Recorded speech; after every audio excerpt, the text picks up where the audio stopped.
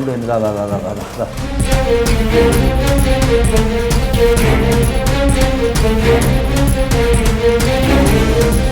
ആ ചീറ്റികളൊക്കെ ഞാനൊരു ചീറ്റി കേട്ടപ്പോൾ വലിയ ഭയങ്കര സൈസായിരുന്നു, പക്ഷെ അല്ല. ഈ കണ്ണ് നമ്മുടെ അകത്തെ കണ്ണ് രണ്ട് ഇതിൻ്റെ 4 കണ്ണായിട്ട് കാണും, 2 ഡോട്ടല്ല. അപ്പം നമുക്ക് അദ്ദേഹത്തിൻ്റെ പുറകത്തെ കണ്ണ്